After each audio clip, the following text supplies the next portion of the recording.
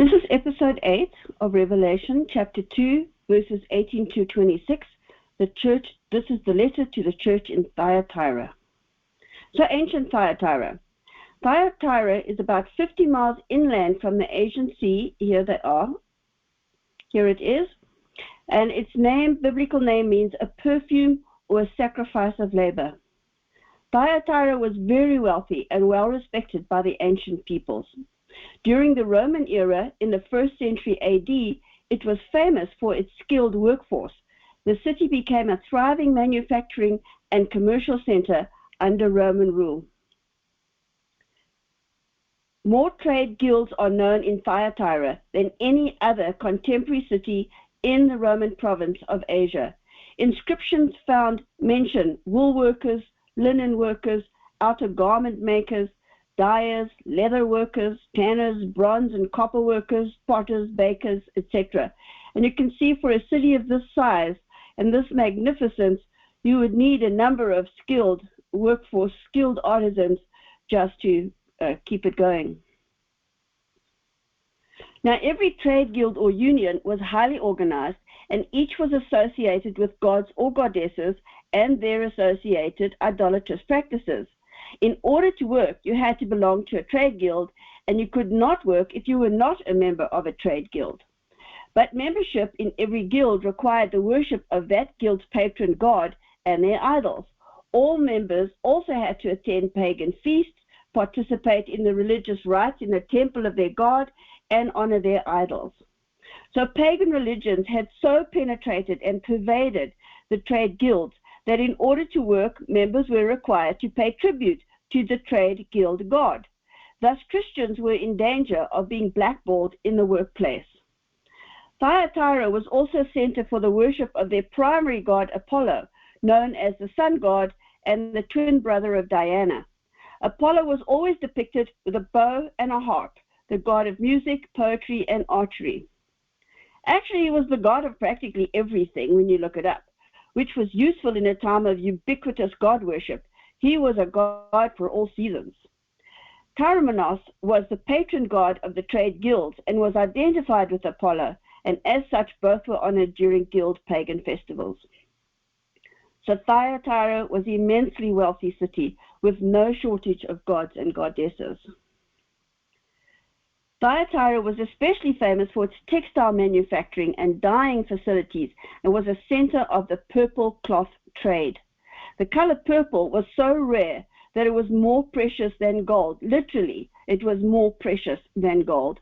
The process of making the dye was long, difficult, and expensive. Thousands of tiny shells had to be found, their shells cracked, and the snail removed. Mountains of empty shells have been found at the ancient sites of Sidon and Tyre.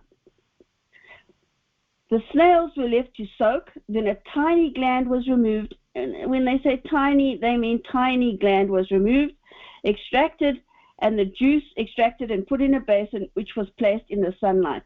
There, a remarkable transformation took place. In the sunlight, the juice turned white, then yellow-green, then violet, then a deep red, which turned darker and darker. The process had to be stopped at exactly the right time to obtain the desired color, which could range from a bright crimson to a dark purple, the color of dried blood. Then either wool, linen, or silk would be dyed, and the exact hue varied between crimson and violet, but it was always rich, bright, and lasting. Purple has long been associated with royalty, originally because the dye was extremely expensive in antiquity. Purple became the imperial color worn by the rulers of the Byzantine Empire and the Holy Roman Empire, and later by Roman Catholic bishops. Roman magistrates all around the Mediterranean in ancient Rome wore the toga, an ordinary white draping cloth with a broad purple stripe on its border.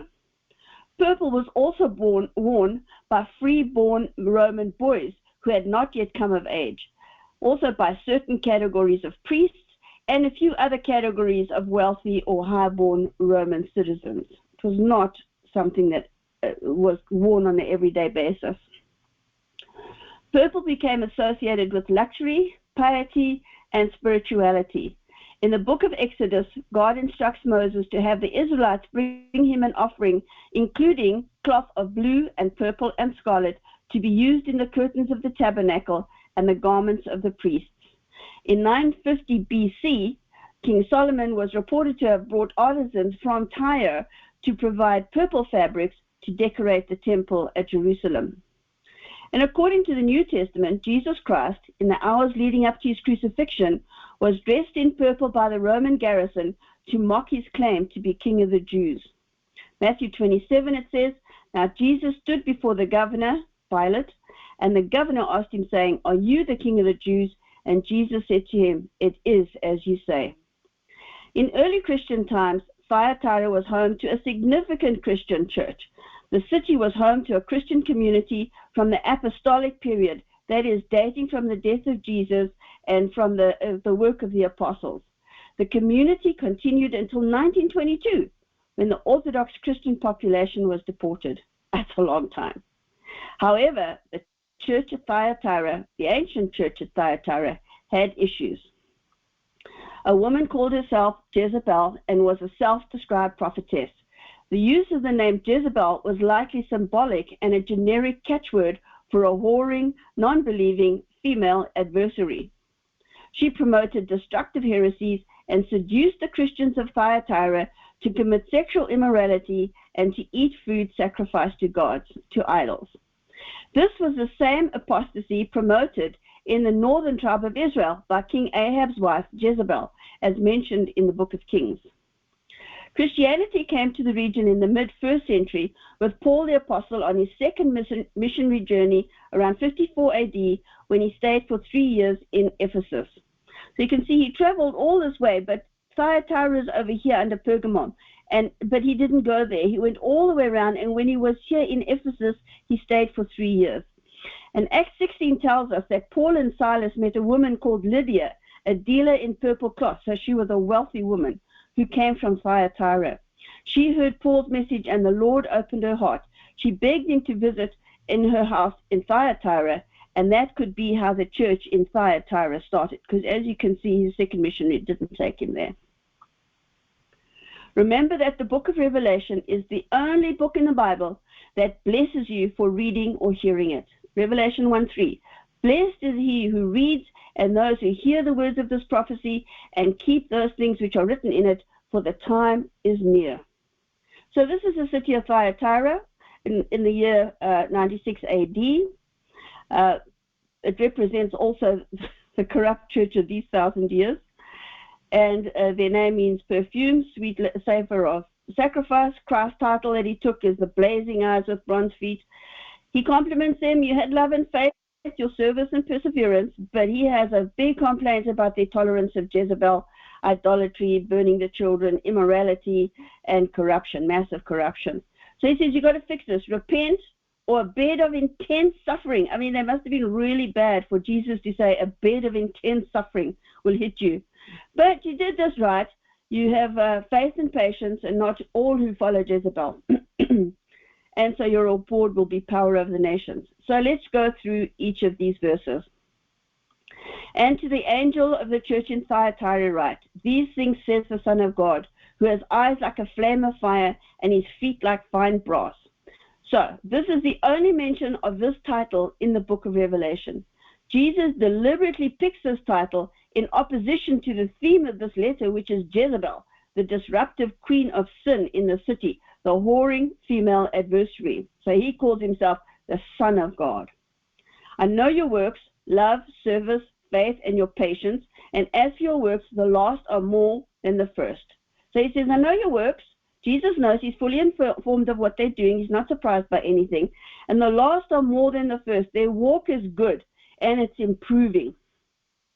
Albeit he has this complaint about them. This little church is solid, and their walk is getting better by the year, I guess. 20. Nevertheless, I have a few things against you, because you allow that woman Jezebel, who calls herself a prophetess, to teach and seduce my servants to commit sexual immorality and eat things sacrificed to idols. Who calls herself a prophetess? Jesus doesn't say she was a prophetess, just that she calls herself that. Sacrifice to idols. The problem with Sodom and Gomorrah was not just of the homosexuality. The problem was that the entire town condoned it. All the men of the town were at Lot's door. The problem in Thyatira is not just Jezebel. It is the widespread condoning of Jezebel in the church. That's the problem. It's not just the eating of idle things. They would also participate in sexual fornication, that is, having intimacy with a false god. And God is a jealous God. Jesus says, I gave her time to repent of her sexual immorality, and she did not repent. Verse 2, indeed, I will cast her into a sickbed, and those who commit adultery with her into great tribulation, unless they repent of their deeds. Great tribulation. So Jesus is really upset about the fact that they tolerate this Jezebel. This is the first use of this phrase, great tribulation. The heavy implication is that if they repent, they will be spared. But if they don't, they were headed for big trouble. So some background on the original Jezebel in the Old Testament, who lived around 860 BC. She came from a long line of corrupt heathens. She was the daughter of the king of Sidon, who murdered his predecessor Phelps to seize the throne. Her marriage to King Ahab of Israel was to seal a profitable trade alliance between Israel and Phoenicia. Jezebel was a worshipper of Astarte, a goddess that originated in Babylon, was the goddess of sexual love and fertility. In the Old Testament, the Hebrews called this goddess Ashtoreth and had only contempt for her cult. King Ahab reigned over Samaria for 22 years, and he and his wife Jezebel both worshipped Baal on the high places where the groves were trees carved to resemble phallic and sexual symbols. In Deuteronomy 16, it says, you shall not plant for yourself any tree as a wooden image near the altar which you build for yourself to the Lord your God. You shall not set up a sacred pillar which the Lord your God hates. But of course, Ahab and Jezebel did just that. They ushered in the worst period in the Old Testament. Note that the Bible avoids calling her Queen Jezebel, just Jezebel. She sought to exterminate the prophets of Yahweh, but instead Elijah murdered 850 of her false prophets when they couldn't call down fire on their altar in Baal. It's actually quite an amusing story if you want to read it, where these 850 false prophets could not call down fire, and Elijah kept saying, well, maybe he's gone to the restroom, maybe your God's not here, he's asleep, or he's gone to the restroom. So he was mocking them because they couldn't accomplish it. So then, after he killed 850 of her false prophets, Jezebel then sought to kill Elijah, so he fled to a cave in the mountains. Jesus says, I will kill her children with death, and all the churches shall know that I am he who searches the minds and hearts, and I will give to each of you according to your works.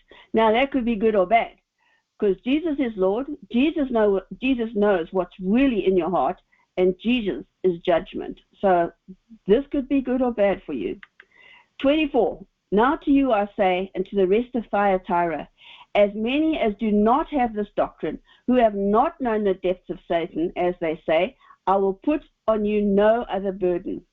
So no other burden. That's a relief, because Jesus knows the struggle of the church to withstand their version of Jezebel and to stand strong in the face of all the trade guilds threatening their livelihoods by denying them work.